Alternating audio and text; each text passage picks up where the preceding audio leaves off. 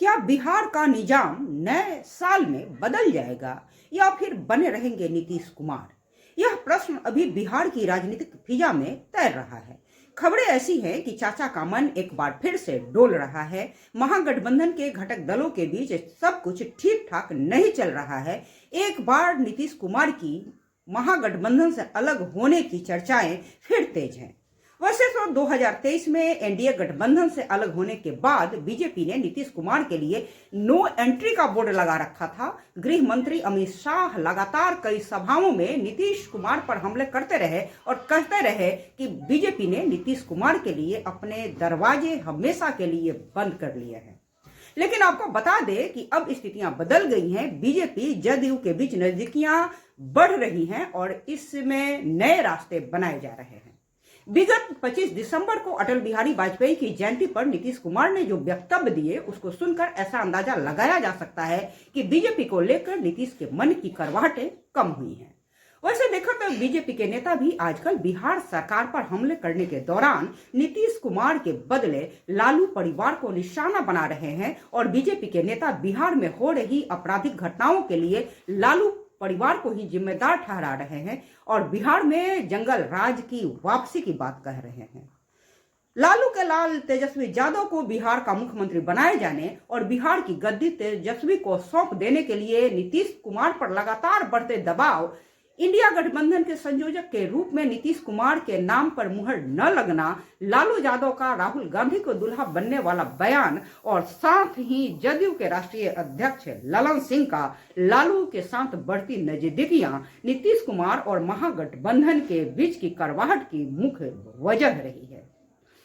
आपको बता दें कि विगत 26 दिसंबर को बिहार बीजेपी के प्रदेश अध्यक्ष सम्राट चौधरी को दिल्ली तलब किया गया ताकि बिहार में हो रहे घटनाक्रम की पूरी जानकारी ली जा सके।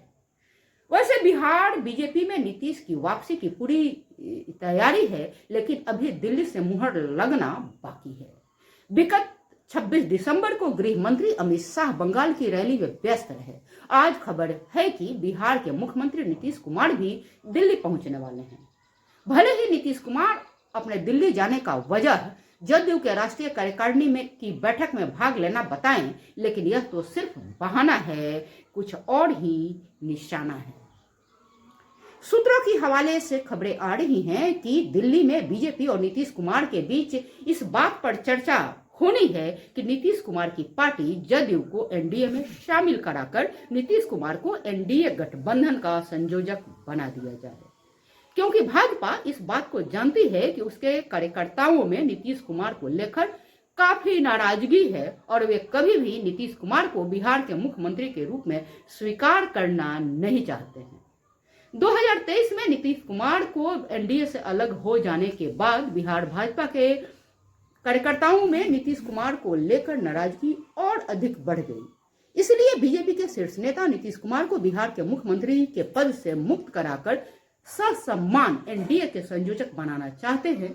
वैसे भी एनडीए के पहले संयोजक के तौर पर जदयू के से ताल्लुक रखने वाले जॉर्ज फर्नांडिस थे और उसके बाद से यह पद अभी तक रिक्त है। लेकिन यह बात तो बीजेपी की ओर से है। जदयू की ओर से जो बात होनी है वो ये है कि नीतीश कुमार एनडीए गठबंधन के संयोजक बनने को लेकर अपनी सहमति दे सकते हैं, लेकिन इसके बदले में वे बिहार में अपने पसंद के भाजपा नेता को मुख्यमंत्री बनाए जाने और गृह मंत्रालय को अपने खेमे में यानी जदयू के पाले में रखने की मांग कर सकते हैं। राजनीतिक गलियारों से जो खबरें छनकर आ रही हैं उसके अनुसार एक दूसरी स्थिति यह भी बन सकती है कि बिहार में तत्काल विधानसभा को भंग कर दिया जाए और 2024 के लोकसभा चुनाव के साथ ही बिहार विधानसभा का भी चुनाव संपन्न करा लिया जाए ताकि अगले 5 सालों के लिए सत्ता सुरक्षित हो जाए।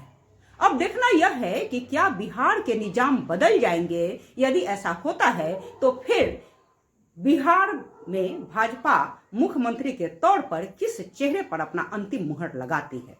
अगर बिहार बीजेपी के अंदर की बात करें तो बिहार बीजेपी में मुख्यमंत्री बनने को लेकर 3 खेमे बन गए हैं। पहला खेमा सुशील मोदी का है तो दूसरा खेमा नित्यानंद राय का और तीसरा खेमा बिहार बीजेपी के प्रदेश अध्यक्ष सम्राट चौधरी का है। लेकिन सूत्रों की माने तो सम्राट चौधरी अब सुशील मोदी के खेमे को समर्थन कर चुके हैं, क्योंकि वह इस बात को जानते हैं कि सुशील मोदी का खेमा बिहार में ज्यादा लोकप्रिय और मजबूत है। वैसे देखा जाए तो नित्यानंद राय की राजनीतिक हैसियत भले ही बिहार में सुशील मोदी जैसी न हो, लेकिन वे गृह मंत्री अमित शाह के काफी करीबी बताए जाते हैं। अभी वे गृह मंत्रालय में ही हैं और वे बिहार में काफी सक्रिय हो चुके हैं। वे लगातार मीटिंग कर रहे हैं। एक नई स्थिति यह भी बन सकती है कि बिहार में बीजेपी राजस्थान, मध्य प्रदेश और छत्तीसगढ़ के का अनुसरण करते हुए किसी नए चेहरे को मुख्यमंत्री के रूप में प्रस्तुत करे।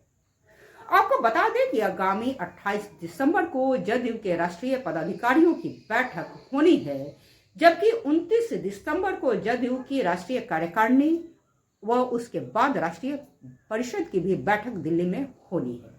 और जो खबरें आ रही हैं वो ये हैं कि इसी बैठक के दौरान जदयू के राष्ट्रीय अध्यक्ष राजीव रंजन सिंह उर्फ ललन सिंह राष्ट्रीय अध्यक्ष पद से इस्तीफा देंगे और जदयू में कोई बड़ा बदलाव किया जाएगा। अब देखना होगा कि नए साल में बिहार की राजनीतिक फिजा में कौन सी नई बात निकलकर सामने आती है। क्या बिहार का निजाम बदल जाता है या फिर नीतीश कुमार ही रह जाते हैं। वैसे बता दें कि ये सभी राजनीतिक गलियारों में चल रही चर्चाएं हैं जो अभी बिहार से लेकर दिल्ली तक चल रही हैं। स्थितियां कब बदलेंगी ये कहा नहीं जा सकता। अगर कोई नई स्थिति उभर कर सामने आती है तो हम उसे भी इस चर्चा में शामिल करेंगे। वैसे यह जग जाहिर है कि राजनीति और क्रिकेट का खेल एक जैसा होता है। किस गेंद पर खिलाड़ी आउट हो जाए और किस गेंद पर छक्का लग जाए इसका अनुमान नहीं लगाया जा सकता।